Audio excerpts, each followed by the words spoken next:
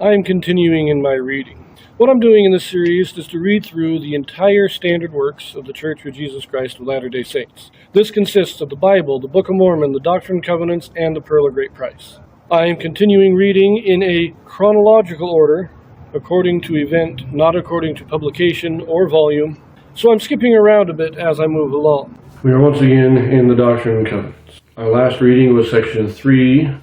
For a little historical context that I missed in my reading there, in the spring of 1828, Martin Harris was the scribe for Joseph Smith. He pestered Joseph Smith to get the 116 pages, which he consequently lost.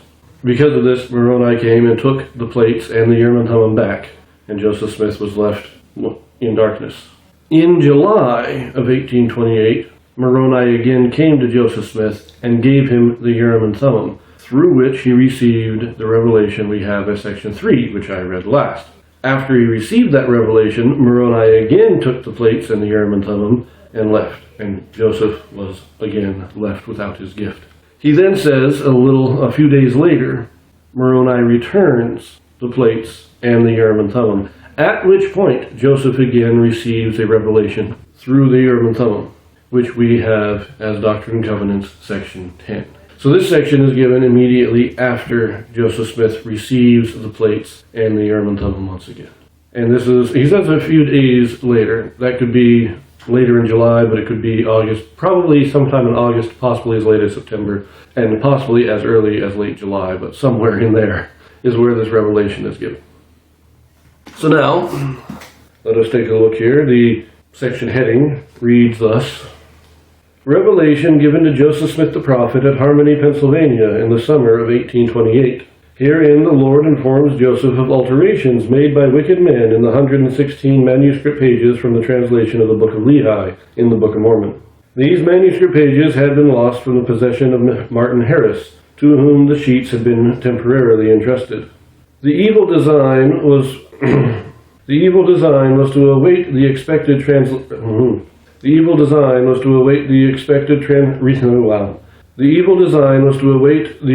retranslation of the matter covered by the stolen pages, and then to discredit the translator by showing discrepancies created by the alterations. That this wicked purpose had been conceived by the evil one and was known to the Lord even while Mormon, the ancient Nephite historian, was making his abridgment of the accumulated plates, is shown in the Book of Mormon. Now the heading makes reference to the Words of Mormon, verses 3 through 7, but this is really going back to 1 Nephi chapter 9, verse 5, when Nephi explains why he made two separate records, the record of the kings and the record of the prophets. And then in Words of Mormon, Mormon talks about, he's inserting this smaller record of the prophets into the record. And in both cases, it is done through the command of God, showing that God has prepared the way for this eventuality of the loss of the 116 pages. That's what we're talking about there. But now let us read section 10 of the Doctrine and Covenants. Now behold, I say unto you, that because you delivered up those writings which you had power given unto you to translate by the means of the Urim and Thummim into the hands of a wicked man, you have lost them. And you also lost your gift at the same time, and your mind became darkened. Nevertheless, it is now restored unto you again. Therefore see that you are faithful, and continue on unto the finishing of the remainder of the work of translation, as you have begun. Do not run faster or labor more than you have strength and means provided to enable you to translate, but be diligent unto the end. Pray always that you may come off conqueror, yea, that you may conquer Satan, and that you may escape the hands of the servants of Satan that do uphold his work. Behold, they have sought to destroy you. Yea, even the man in whom you have trusted has sought to destroy you. And for this cause I said that he is a wicked man, for he has sought to take away the things wherewith you have been entrusted, and he has also sought to destroy your gift. And because you have delivered the writings into his hands, behold, wicked men have taken them from you. Therefore you have delivered them up, yea, that which was sacred, unto wickedness. And now behold, Satan hath put it into their hearts to alter the words which you have caused to be written, or which you have translated, which have gone out of your hands. And behold, I say unto you, that because they have altered the words, they read contrary from that which you have translated and caused to be written. And on this wise the devil has sought to lay a cunning plan, that he may destroy this work. For he hath put it into their hearts to do this, that by lying They may say they have caught you in the words which you have pretended to translate.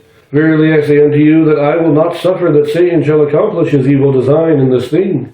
For behold, he hath put it into their hearts to get thee to tempt the Lord thy God, in asking to translate it over again. And then, behold, they say and think in their hearts, we will see if God has given him power to translate. If so, he will also give him power again. And if God giveth him power again, or if he translates again, or in other words, if he bringeth forth the same words, behold, we have the same with us, and we have altered them. Therefore they will not agree, and we will say that he has lied in his words, and that he has no gift, and that he has no power. Therefore we will destroy him, and also the work, and we will do this, that we may not be ashamed in the end, and that we may get glory of the world.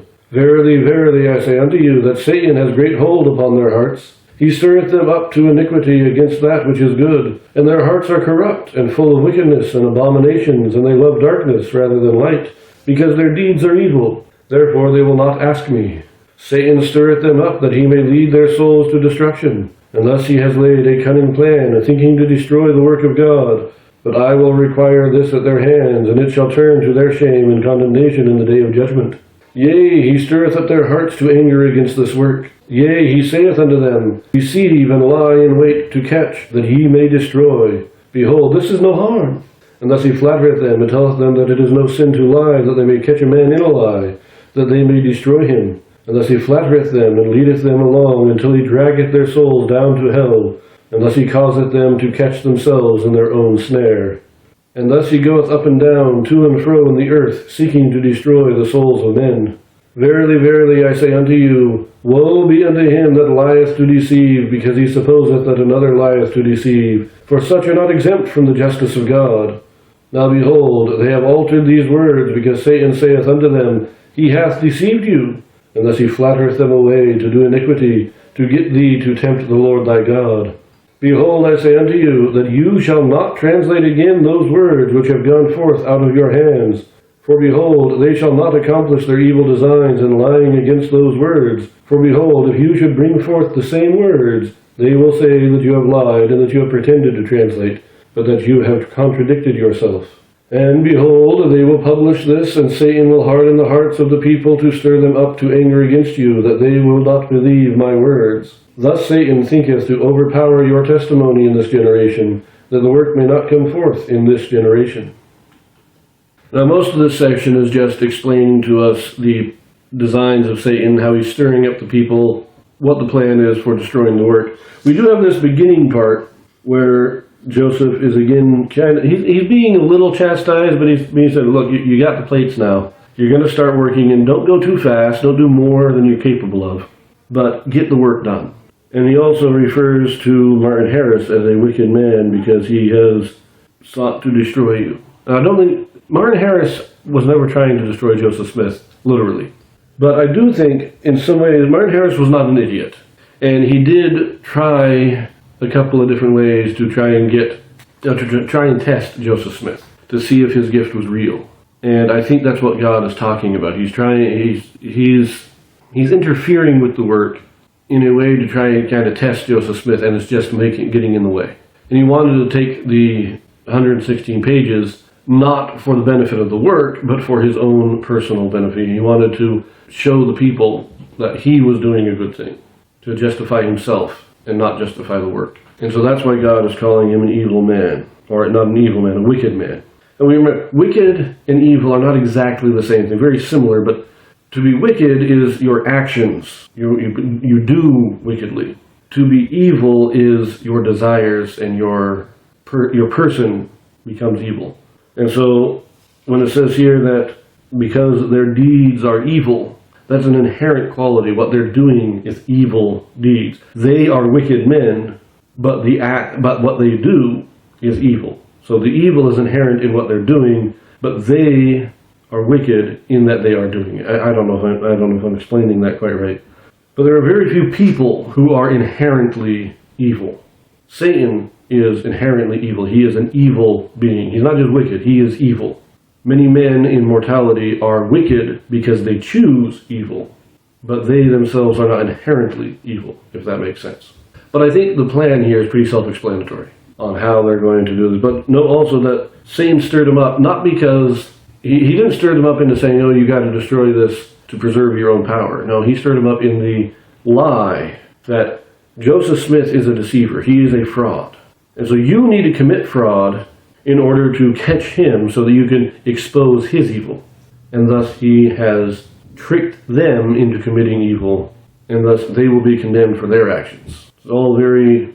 We can see that the plan of the devil, I don't know how much the devil actually thought he could get away with it, but he did destroy the souls of those that he stirred up.